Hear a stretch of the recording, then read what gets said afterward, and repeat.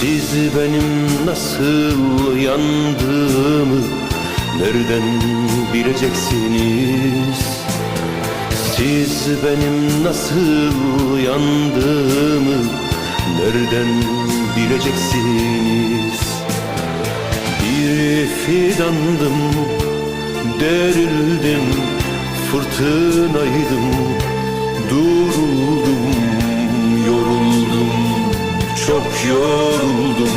Siz benim neler çektiğimi